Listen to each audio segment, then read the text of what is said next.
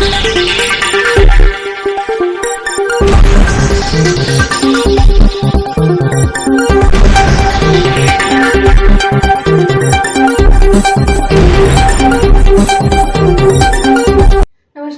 મિત્રો, શિનોર સમાચારમાં આપ સૌનું હાર્દિક સ્વાગત છે।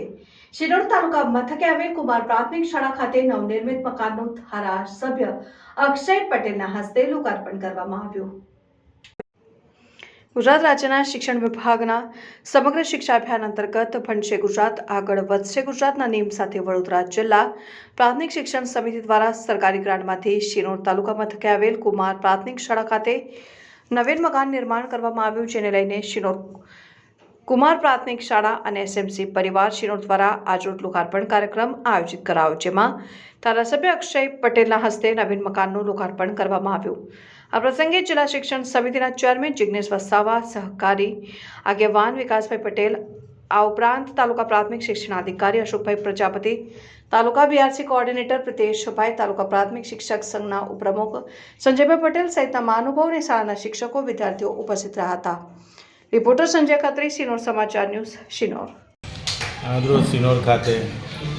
1 કરોડ ને 24 લાખના ખર્ચે અત્યાધુનિક બિલ્ડિંગનું કુમાર પ્રાથમિક શાળાનું બિલ્ડિંગનું નિર્માણ થયું છે। એના લોકાર્પણ પ્રસંગે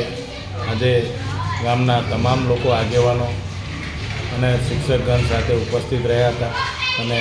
લગભગ આ વિધાનસભા ક્ષેત્રનું અમારું આ 60મું એવું બિલ્ડિંગ છે, જેનું આજે અમે લોકાર્પણ કરવા જઈ રહ્યા હતા અને આવનારા દિવસોની અંદર પણ બીજા નવા 15 બિલ્ડિંગોનું ટૂંક સમયની અંદર કામ ચાલુ થશે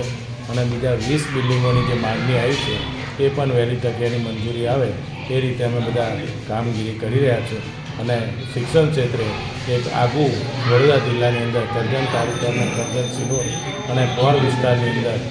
બાળકો સારી રીતે શિક્ષણ લઈ શકે અને તમામ સુવિધાબદ્ધ બિલ્ડિંગો અત્યારે નિર્માણ કરી રહ્યા છે।